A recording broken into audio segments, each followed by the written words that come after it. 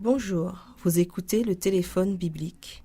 Aujourd'hui, Dieu t'a appelé. Plusieurs fois dans ma vie, j'ai attendu des appels. Quand j'étais élève au collège, j'ai attendu un appel pour pouvoir intégrer l'équipe de basketball en vain. Un peu plus tard, après mon examen d'admission, j'ai attendu l'appel de l'université me disant qu'ils m'acceptaient pour le poste pour lequel j'avais postulé. Une autre fois, j'ai passé des heures près du téléphone à attendre l'appel d'une personne spéciale.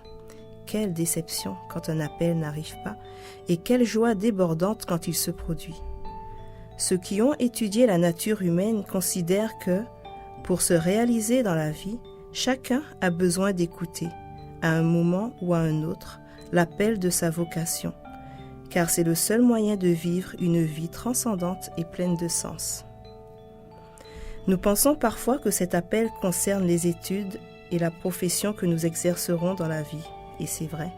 Cependant, un appel plus élevé s'adresse à chaque être humain, venant de notre Créateur et Dieu.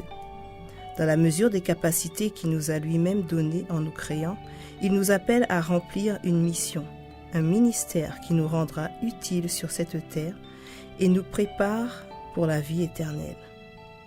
Cela doit être un motif de joie de savoir que nous avons été créés dans un but défini dans l'esprit et le cœur de Dieu.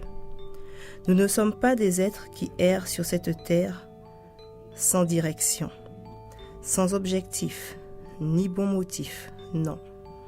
J'ignore où tu vis, mais je suis certaine qu'il y a là une tâche que tu peux réaliser. Il te suffit de trouver ton ministère et de t'y consacrer. Tu auras Dieu pour allié et il te comblera de sagesse et de grâce.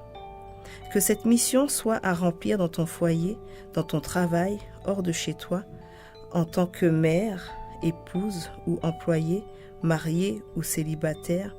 Ton Père attend de toi fidélité et diligence dans l'accomplissement de ton devoir.